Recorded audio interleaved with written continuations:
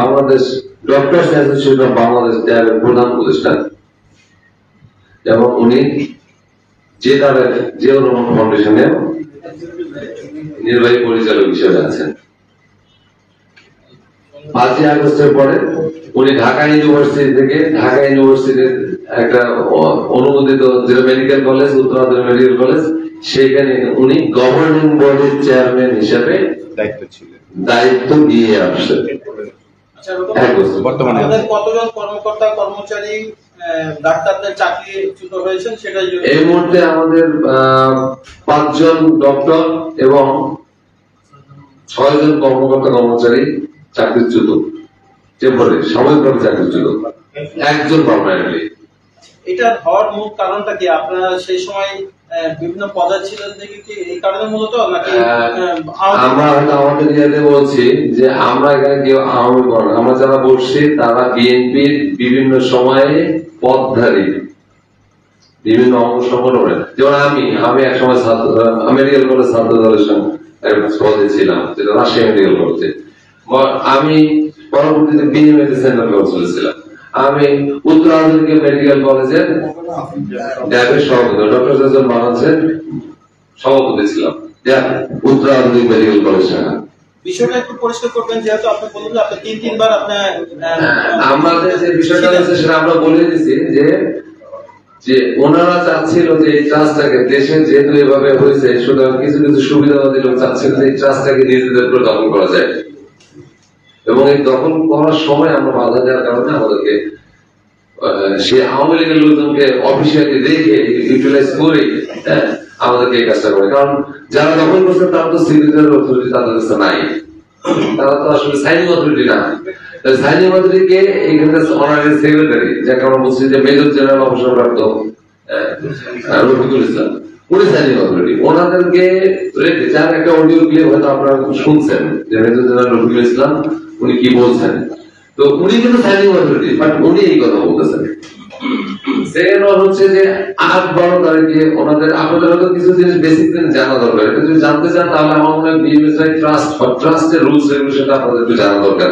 আমি প্রাইমারি মেসেজে বলি যে BMSRI it's a medical trust, that means Bangladesh medical studies and research institute. পরিচালিত হয় এই ট্রাস্ট একটা বডির মাধ্যমে, that is the BMSRI member, যারা হচ্ছে ফাউন্ডার মেম্বার থেকে যারা ছিলেন, যেমন প্রাইমারি স্টেজের মেবি মোর দ্যান 31 মেম্বার ছিলেন, ওরা এখন আস্তে আস্তে অনেকেই মারা গেছেন, অনেকেই কেন রিটার্ন ছিলেন, নাও 70 মেম্বার মেবি।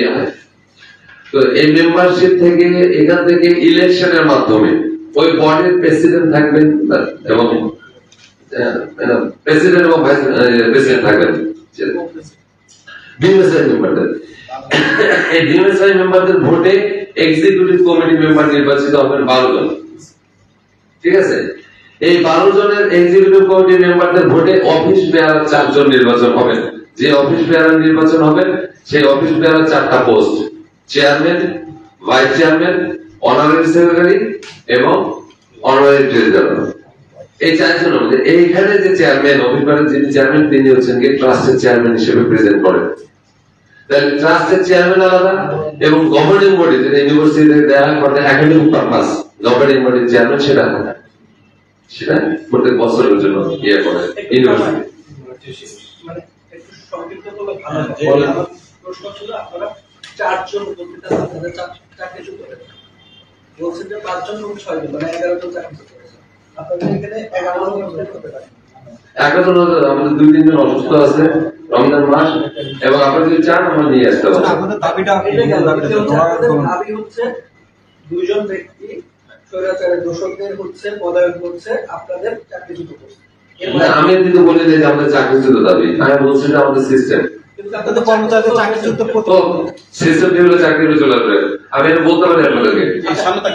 আরেকটা বিষয় হচ্ছে যে এই 2 জনই হচ্ছে বিএনপি বড় দায়িত্ব, আপনারা বলছেন আপনারা ত্যাগ করে আসছেন, কেউ বহিষ্কার, আমরা বলছি না প্রুফ আছে, আপনি কথাটি করুন প্লিজ।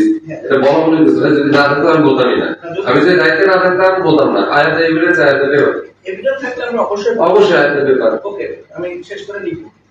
তাহলে 2 পক্ষের হচ্ছে মানে দুই পক্ষের মধ্যে হচ্ছে দ্বন্দ্বের কারণে। এখানে দুই পক্ষের দ্বন্দ্ব না, আপনাকে আমি জিনিসটা ক্লিয়ার করি। আমি প্রথমে বলছি ইটস এ ট্রাস্ট, এবং এটা এখন একটা হুমকির মুখে, একটা চক্র দ্বারা আক্রান্ত।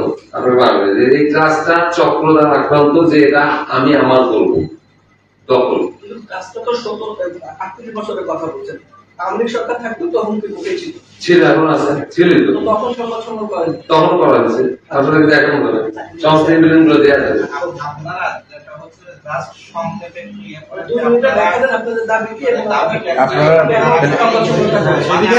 শোনেন, আমাদের দাবি হচ্ছে একটাই, সেটা হচ্ছে দখল মুক্ত বিএমএসআই ট্রাস্ট। এক, বিএমএসআই এর ফাউন্ডার যারা আছে, মানে যারা রিয়েলি ওনার, যারা তাদের হক বা তাদের রাইট তাদের রাখা। তৃতীয়ত হচ্ছে গিয়ে আমরা যারা এই প্রতিষ্ঠানে সুন্দরভাবে চাকরিতে ছিলাম, আমাদেরটা আমাদের সাথে মানে সিস্টেমের মধ্যে আমাদেরকে দেয়া, হ্যাঁ, কাজের পরিবেশটা সুন্দর হয়। এবং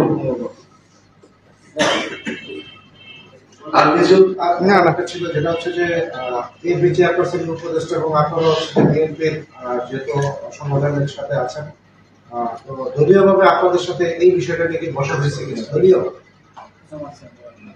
আমরা চেষ্টা করতেছি, আমরা অনেক দূর আগাইছি, এতটুকু বলতে পারবো। ওই ডিসিশন আমরা আনতে পারবো। কার সাথে কথা বলছেন এই পর্যন্ত, কার সাথে কথা বলেছেন? আমরা বিএনপি দপ্তরে কথা বলছি, পার্টি অফিসে বিএনপি যে দপ্তর, সেই দপ্তরে যেখানে যাওয়া দরকার আমরা যেমন এইভাবে করছি, ওখানে আমরা লিখিত দিয়ে আসছি এবং কথা বলে আসছি, আরেকটা বিচার চেয়ে আসছি। এই